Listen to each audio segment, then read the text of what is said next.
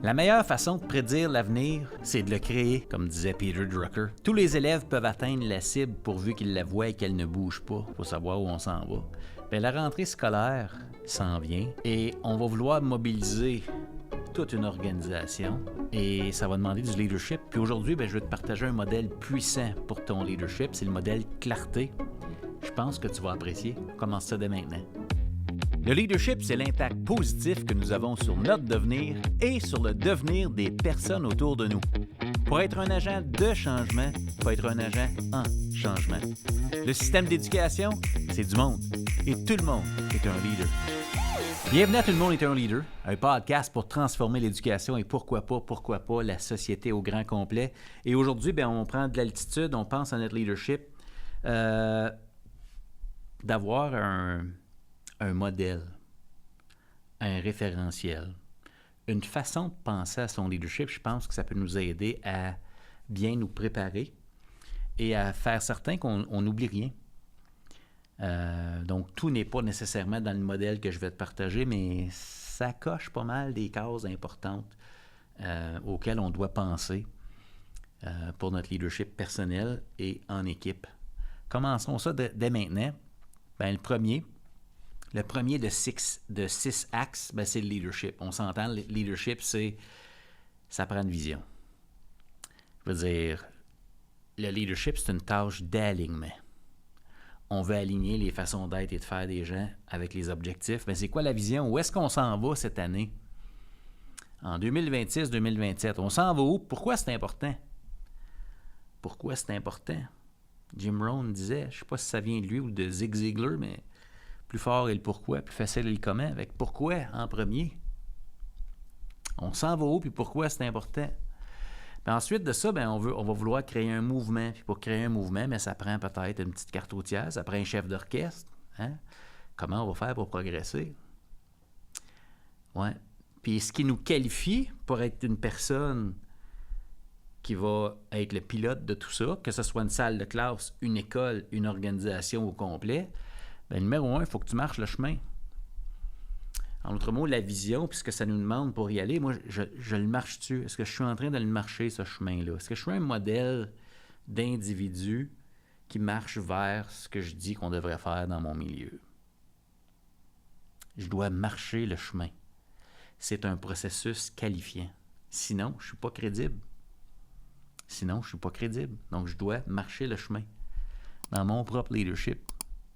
Tellement important. Numéro 1, premier axe, leadership, on s'en va quelque part. Si tu claires ça, puis est-ce que je marche le chemin? Deuxième axe, le temps. Le temps, je veux dire. Bienvenue dans le club des 168. Hein? À un moment donné, selon le poste qu'on occupe, on commence à se rendre compte qu'on ne peut pas tout faire. Fait que ça veut dire que notre temps est limité, 168 heures par semaine, puis c'est pas 168 au travail. Ça veut dire qu'il faut que tu fasses ton budget, là. Je veux dire, on fait le budget avec les finances, on regarde le budget de l'école, on regarde notre budget personnel. Si tu ne fais pas de budget, tu finis dans le trou, dans le rouge, dans la dette. Tu as déjà entendu ça, ce mot-là, dette? Comment on fait pour s'endetter en leadership? C'est que tu prends sur ton temps personnel et ton temps familial. Tu payes avec ta vie. Tu payes avec ta vie. Tu payes avec la qualité de ta vie.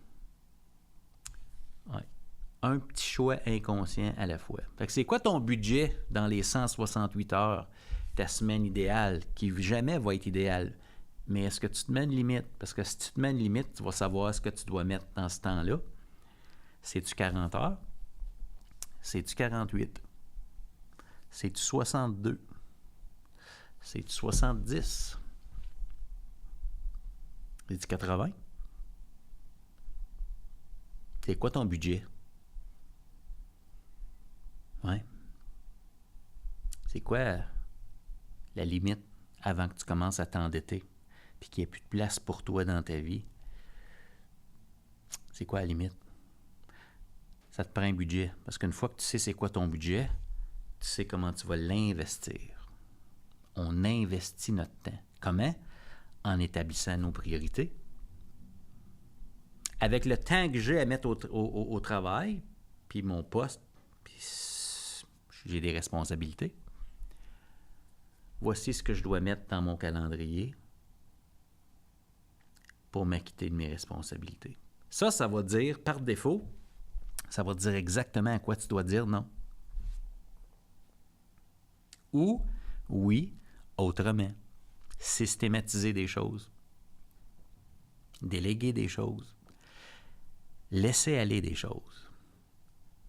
Tolérer des choses. C'est gros, hein? Numéro 2, temps. Troisième, les relations. Je veux dire, les relations, tout passe par les relations. J'ai fait un épisode là-dessus, je me souviens pas quand, mais les 3 R. Tout ce qu'on veut obtenir comme résultat qualitatif et quantitatif en éducation va venir des autres. On passe par les autres. Puis au final, ce sont les élèves qui atteignent les cibles. Donc, on doit entretenir des bonnes relations. Fait que, comment on fait ça? Bien, je me présente dès la rentrée scolaire et je veux activement chercher l'extraordinaire dans les individus que je vais côtoyer cette année. Je suis chanceux de travailler avec ce monde-là. Je cherche l'extraordinaire. Pourquoi? Bien, qu'est-ce qui fait qu'on va avoir des belles relations? Bien, on a une belle relation avec les gens chez qui on voit du positif. Puis si tu cherches du positif chez quelqu'un, tu vas en trouver. Si tu cherches du négatif chez quelqu'un, tu vas en trouver. On trouve ce qu'on cherche. Fait que je veux chercher l'extraordinaire chez l'autre. Pourquoi? Deuxième étape, c'est que je veux ajouter de la valeur. Je m'en viens pas chercher de l'autre. C'est pas une transaction, là. Je veux pas avoir des bonnes relations pour être capable d'obtenir des choses des autres. Non, ça, c'est une transaction. On a un radar pour ça, les humains. On le sent quand les gens viennent prendre. Tu t'intéresses à moi juste quand tu t'en viens chercher quelque chose. Non, pas ça qu'on veut, là. Je vois l'extraordinaire chez toi. J'entre en relation avec toi. Et là, je t'accorde de l'importance. Moi, ma job, c'est de m'assurer que tu as tout ce dont tu as besoin pour t'acquitter de tes responsabilités. Ça, c'est le type de relation que je veux avec toi. Tu es responsable, là. Tu es responsable. Mais moi, je m'en viens au service de ça. Wow! Relation, les amis. Relation. Quatrième point dans le modèle, ou on pourrait appeler ça des axes. Hein? 4e axe, l'équipe. L'éducation est un sport d'équipe. Mais qu'est-ce qu'on va vouloir faire une fois qu'on a ces relations-là? Bien, il faut former un nous, là. On forme un nous. Puis habituellement, on forme un nous à partir de nos valeurs. Pourquoi je dis habituellement? C'est qu'il y a des valeurs partout. Pourquoi les valeurs? C'est l'identité.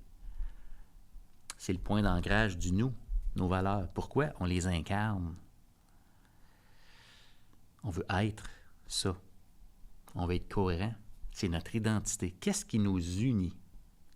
Puis une fois que tu as ce qui nous unit, on peut partager la vulnérabilité.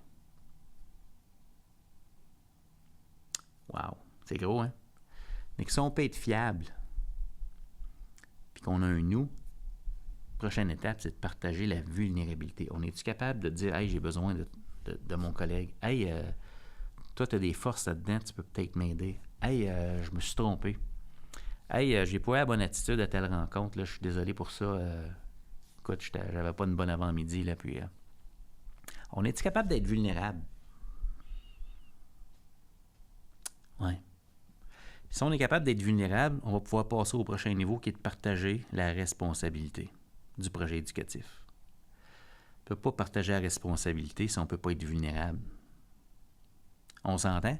Puis dès qu'on se rend là, qu'on partage la responsabilité, ben là, on peut faire par exprès pour transformer l'expérience d'apprentissage des enfants qui nous sont confiés. Faire par exprès. Pourquoi? Ça fait quoi un professionnel? Ça fait par exprès pour que les jeunes apprennent et se développent. Amener tous les enfants à devenir les entrepreneurs de leur vie. On s'entend-tu? C'est ça le but du travail d'équipe. Rehausser notre capacité de faire ça.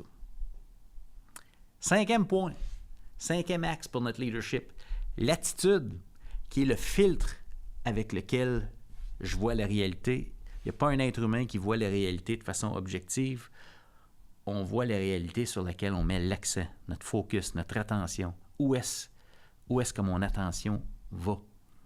Tu sais, le billet de confirmation, là où je mets mon attention, c'est ça l'expérience de ma réalité. Fait que si je mets mon attention sur tout ce qui ne va pas, mon attitude, ça va être tout ce qui ne va pas. Si je mets mon attention sur tout ce qui est en train de progresser, je vais voir du progrès. Et je vais même trouver une confirmation pour ce que je crois déjà en fonction de mon attitude. Fait que c'est quand même important de choisir sur quoi je vais mettre l'attention dès la rentrée scolaire. On parle souvent d'avoir une attitude positive. Il y a des limites à l'attitude positive parce que je ne sais pas si tu as déjà fait le lien, mais j'ai lu ça dans un livre de Phil Stutz, je ne me rappelle plus lequel. Mais il disait que l'attitude positive, c'est dans l'avenir. En d'autres mots, je suis positif ou je suis capable d'anticiper que l'avenir va être positif et ça m'amène à voir un avenir. Mais ça, c'est de la fantaisie, c'est l'imaginaire. Tu sais, je m'imagine que ça va être positif. J'anticipe un scénario positif. Et il n'y a rien de mal à ça. C'est que j'ai foi, ça m'aide peut-être à passer à l'action, mais l'attitude qui est vraiment au service de qui on est en éducation, c'est l'attitude de gratitude. Puis la gratitude, c'est dans le présent. C'est impossible que je me sente pas bien si je suis en gratitude. C'est impossible que je sois anxieux si je suis dans la gratitude. Gratitude dans l'ici maintenant. Je suis content d'être où je suis, content d'être en éducation, content d'avoir l'opportunité d'être au service des gens qui sont là. Le problème, souvent, c'est qu'on pense qu'on ne devrait pas avoir de problème en éducation. Et je me souviens, je pense que c'est M. Henri Boudreau qui avait dit ça dans un webinaire ou dans une journée numérique là, avec le CARD 21. Il était un des invités. Il avait dit « Se plaindre d'avoir des élèves qui ont des difficultés, c'est comme si un médecin se plaignait de toujours voir des malades. » Il avait dit quelque chose comme ça. Mais je ne sais pas c'est quoi ta disposition au moment d'entendre le podcast, puis ce sur quoi tu mets l'accent au quotidien. Mais c'est une opportunité. Ça veut dire qu'on est important. S'il y a des jeunes et des moins jeunes qui ont besoin de nous, qui ont besoin de nos stratégies, qui ont besoin de notre présence humaine de qualité, qui ont besoin de, je ne sais pas ce que c'est, ça veut dire qu'on est important. Gratitude. Il y a encore des jeunes qui ne progressent pas avec facilité. Gratitude, je peux faire une différence. Il y a des jeunes qui n'ont pas encore développé certaines habiletés sociales. Gratitude, on est là. Tu sais, ça dépend comment tu regardes ça. On ne fait pas semblant que tout va bien puis qu'on ne veut pas agir. Non, gratitude d'être là, puis ensuite de ça, on agit consciemment là-dessus. Mais gratitude dans l'ici maintenant. Parce que tout ce qu'on porte en nous, c'est ce qui sort de nous. Puis si j'ai une attitude de gratitude, je mets toutes les chances de mon côté pour maximiser mon impact. On s'entend? 5e filtre ou 5e axe, l'attitude. Puis le dernier de 6 dans ce modèle-là, ben c'est la communication. Je veux communiquer c'est quoi les priorités, puis je veux communiquer ça simplement. Est-ce que je suis capable de communiquer simplement, comme si c'était un enfant de 8 ans, là? C'est-tu clair? C'est quoi les priorités? Puis tu sais, là, être clair, c'est gentil, je le dis souvent, mais ce qui vient forcément avec la clarté, c'est l'imputabilité, là. Si c'est clair où est-ce qu'on s'en va, ça va aussi être clair si on n'est pas en train de progresser vers ça. Donc, des fois, il y a des gens, inconsciemment, qui veulent garder les choses floues. Parce que si c'est flou, c'est pas clair. Puis si c'est pas clair, c'est pas imputable. On peut continuer d'entretenir l'illusion que tout va bien, puis qu'on s'aime, puis yes, puis on est une belle équipe. Ouais, mais on gagne-tu, tu sais? Ça marche-tu? On s'en va-tu quelque part? Il faut que ce soit clair. Puis ça, on s'entend, là? Il faut que ce soit clair. Fait qu'on veut communiquer les priorités. On veut communiquer les rôles et les responsabilités. Clair. Qui fait quoi? Ça valorise le rôle de chacun. On s'entend, c'est valorisant, là. Et on veut surcommuniquer notre culture. Parce qu'une fois que tu as identifié où tu veux aller, il faut que tu choisisses qu'est-ce qu'on doit faire. La vision, c'est l'avenir, là. Les objectifs, c'est l'avenir. Gratitude, ici, maintenant. Culture, ici, maintenant. OK? Qu'est-ce qu'on fait par exprès? nos façons d'être et de faire, est-ce qu'on peut les nommer dès la rentrée? Ça, c'est ce qu'on doit faire chaque jour si on va être là plus tard. 100% clarté. 100% de conviction qu'on est capable, 100% du temps, comme dirait mon coach Dan Martell. 100% clarté sur où on veut aller, 100% de conviction qu'on est capable, 100% du temps.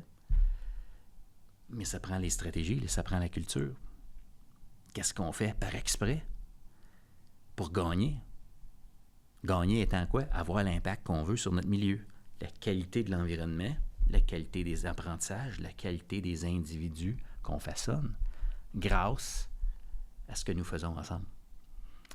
Fait que je ne sais pas ce qui te parle dans ce que je te partage aujourd'hui. Je t'ai partagé ça dans le désordre, mais les 6 axes, quand on place les lettres, ça peut être clarté. Je les redonne dans l'ordre. Dans l'ordre dans lequel je t'ai présenté, j'ai parlé de leadership, du temps, des relations, de l'équipe, de l'attitude puis de la communication. Mais ça forme le mot clarté, qui est comme une façon de s'en souvenir, une façon de dire, OK, est-ce que j'ai pensé aux différents aspects qui vont m'aider à avoir l'impact que je vais avoir dans mon leadership? Fait que c'est quoi mon appel à l'action? Clarté, c'est un modèle vraiment puissant pour ton leadership. Mon appel à l'action, j'ai le goût de donner un petit challenge de la rentrée, là, challenge très facile, là. Si tu avais à te faire une liste de vérification, une checklist, avec chacun des axes de ce modèle-là, clarté, là, communication, leadership, attitude, relation, mon temps, puis l'équipe. Pense à la rentrée scolaire. OK, rentrée scolaire, c'est fin septembre. D'ici à la fin du mois de septembre, c'est quoi ta liste de vérification, ta checklist pour chacun de ces axes-là? C'est quoi? Dans ton poste actuel, si tu dis, OK, pour réussir ma rentrée, puis avoir l'impact, puis bien partir l'année, là, dans mon leadership, que je sois en salle de classe, que je sois accompagnateur, que je sois direction, que je sois DGA, que je sois peu importe le poste, là, c'est quoi ta checklist? Clarté pour gagner ta rentrée. Puis si tu as le goût, mon challenge, mon appel à l'action, c'est partage dans les réseaux sociaux de ton choix, Instagram, LinkedIn, Facebook, peu importe. Tu partages ta checklist. Partage ta checklist. Clarté de la rentrée.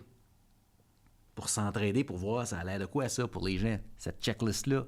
Tu as le goût de faire ça. Ben oui, ça va t'aider à gagner dans ton leadership. De toute façon, il faut que tu te prépares pour la rentrée, là. Fait que l'idée, c'est de partager dans les réseaux sociaux ce qui va nous aider, ce qui va nous propulser dans la rentrée. Fait que partage ta checklist clarté avec le mot-clic de tout le monde est un leader. Puis peut-être clarté, ce serait intéressant. Hashtag TLME1L, tout le monde est un leader. Puis hashtag clarté. Puis voyons comment ça peut stimuler la conversation puis nous garder intentionnels et conscients tout le mois de septembre, justement pour avoir l'impact qu'on veut tant avoir dans nos milieux puis bien partir l'année. C'est pas beau, ça? Si ça te sort pas du lit le matin, si ça te donne pas le goût de devenir tout ce que tu peux devenir dans ton poste actuel, je ne sais pas. Je ne sais pas ce que ça va te prendre, là. Mais tu sais, on s'en va quelque part. L'année scolaire 26-27 s'en vient, les amis. Fait qu'avec une petite checklist, on s'assure qu'on n'échappe rien. On s'assure qu'on a un plan de match solide. Fait que j'ai hâte de voir passer ça. Tu peux me taguer si tu veux dans ta publication. Je vais aller voir ça, je vais commenter ça. Merci d'avoir pris le temps d'écouter l'épisode d'aujourd'hui. Puis j'attends de voir passer ta checklist. À bientôt.